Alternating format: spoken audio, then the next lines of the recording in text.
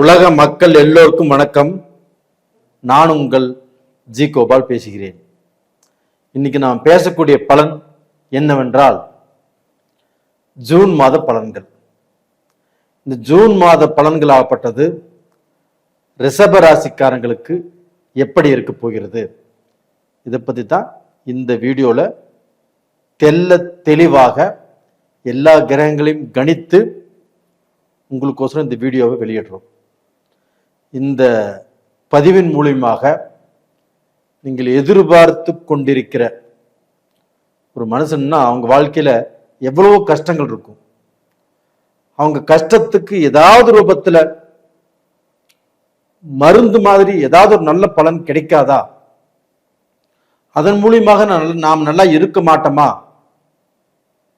அப்படின்னு பார்த்துட்டு இருக்கிற உங்களுக்கு கண்டிப்பாக இந்த பதிவின் மூலியமாக சில நல்ல பலன்கள் நம்ம கணிச்சிருக்கிறோம். அதை நான் சொல்றேன். இது நீங்க ஸ்கிப் பண்ணாம பாருங்க. இப்ப இந்த மாதத்துல கிரகங்களுடைய அடைவுகள் எப்படி இருக்குன்னு பார்க்கலாம்.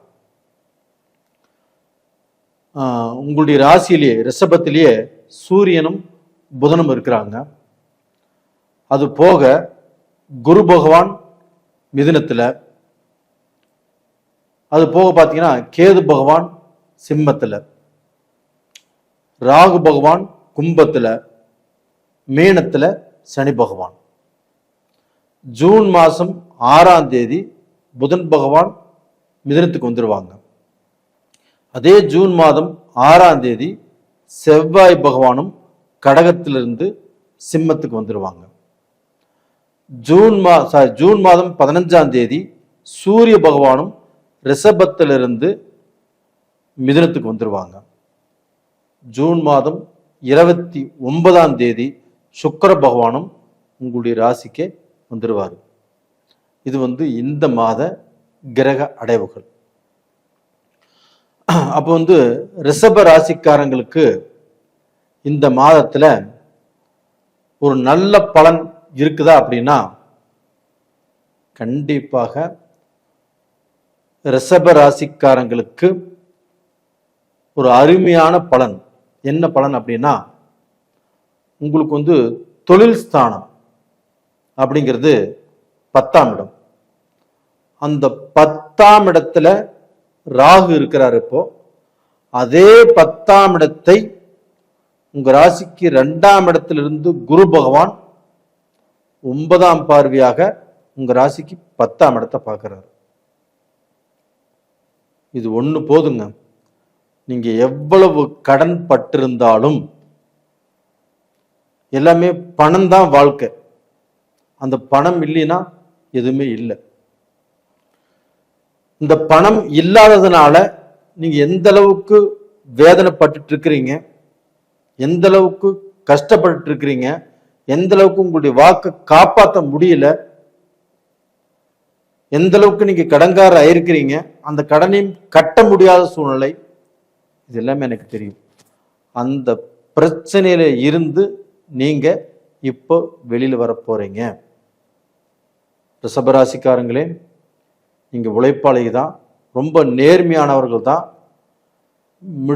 முடிஞ்ச அதாவது அந்த ரிஷபராசியில பிறந்தவங்க பாத்தீங்கன்னா 100% பேர் சொந்த தொழில் தான் செய்றீங்க.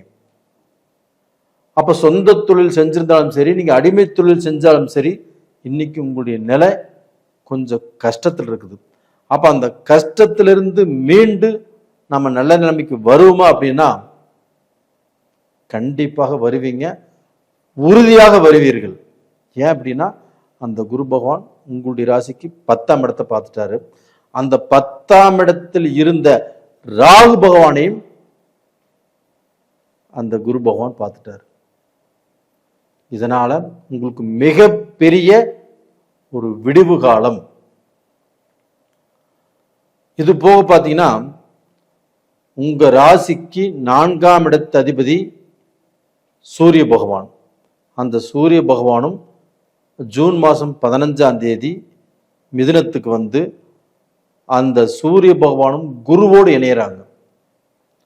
அப்ப அந்த குருவும் சூரியனும் இணைந்தால் கண்டிப்பா நம்மளுக்கு ஏதாவது ஒரு பெரிய நல்லது நடக்க போகுது அப்படிங்கிறது தான் ஒரு அறிகுறி. அப்ப அந்த சூரியனும் குருவும் இணைவதால் ரிஷப ராசிக்காரங்களுக்கு எந்த திக்கிலையாவது எந்த திசையிலையாவது இருந்து கண்டிப்பா நல்ல செய்தி வரும். இல்லைன்னா உங்களுக்கு ஒரு ப்ரமோஷன் கிடைக்கும். இல்லைன்னா உங்களுடைய வாழ்க்கையில உங்களுக்கு வராத பணம் கண்டிப்பா வந்து சேரும். ஏதாவது உறவுகள் உங்களுக்கு வந்து நம்ம பேசிக்கவே கூடாது அப்படின்னு நீங்க வந்து ரொம்ப தீர்க்கமா இருந்தீங்கன்னா அந்த உறவு கண்டிப்பாக அடுத்தவங்க மூலியமாக நீங்க எல்லாருமே அந்த உறவு சேர்ந்து சந்தோஷமாக இருக்கக்கூடிய வாய்ப்புகள் உருவாகும். அப்போ வந்து பல நாள் பிரச்சனைகள் கண்டிப்பாக ஒரு நாள் தீரும் சொல்லுவாங்க. அது தீரக்கூடிய டைம் உங்களுக்கு வந்தாச்சு. அப்ப அந்த சூரியன் குருனால கண்டிப்பாக மிகப்பெரிய ஒரு மாற்றத்தை நீங்க எதிர்பார்க்க போகிறீர்கள். கண்டிப்பா எதிர்பார்ப்பீங்க. இது போக அந்த புதனும் சூரியனும் இணைவதால் புதாதித்ய யோகம். உங்க ராசிக்கு 2ஆம் இடத்துல அந்த புதனும் சூரியனும் இணையறாங்க. அப்ப அந்த புதாதித்ய யோகத்தால் என்ன நடக்கும் அப்படின்னா, திடீர் பணவரவு ரிஷபராசிக்காரங்களுக்கு நடக்கும். உங்களுக்கு திடீர்னு ஏதாவது ரூபத்துல நீங்க பல நாளா வேலை தேடிட்டு இருந்தீங்க, அந்த வேலை வாய்ப்புகள் இந்த பீரியட்ல டக்குன்னு கிடைக்கும். உங்களுக்கு ஏதாவது விஷயம், அதாவது ஒரு ஃபாரினே போக நினைச்சிட்டு இருந்தீங்க, தடுங்கலேட்டே இருந்தது, இந்த பீரியட்ல நீங்க போவதற்குண்டான வாய்ப்பு கண்டிப்பாக வரும்.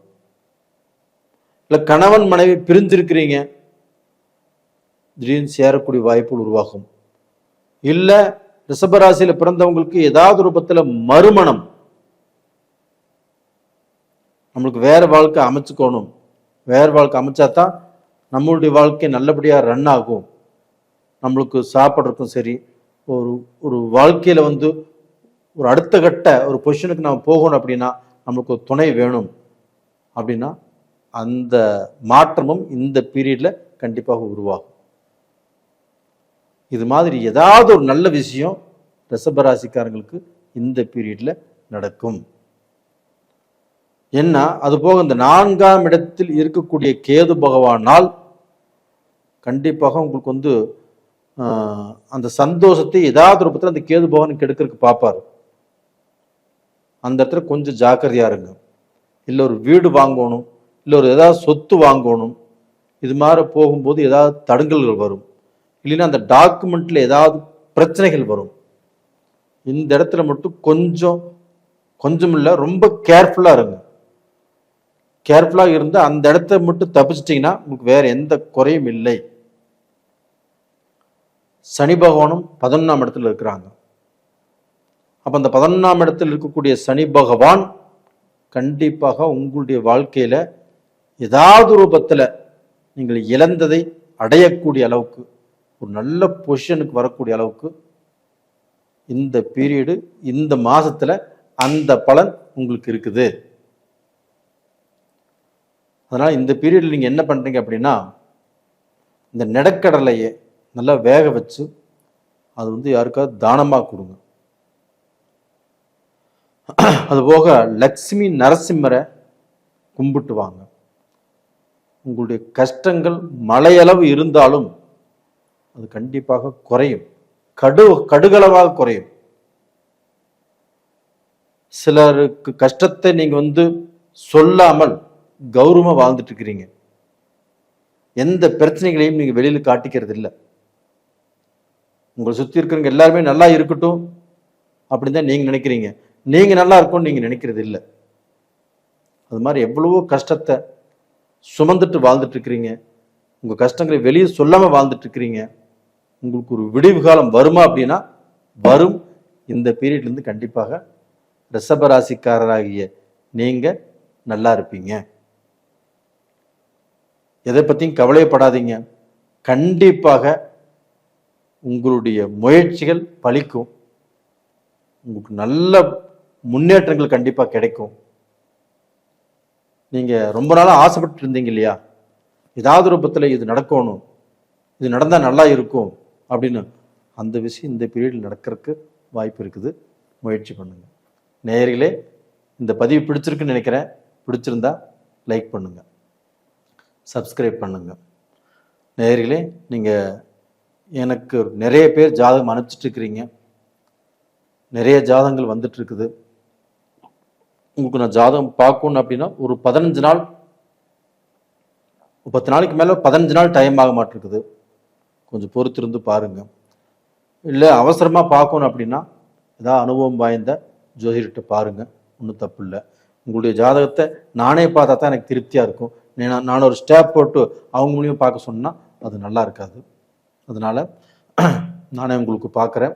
ரொம்பவுமே அர்ஜென்ட்டாக இருக்கிறவங்க அனுபவம் வாய்ந்த ஜோசியர்கிட்ட பாருங்கள், தப்பு இல்லை. நேயர்களே, உங்களிடமிருந்து விடைபெறுவது உங்களின் ஜி கோபால். நன்றி, வணக்கம்.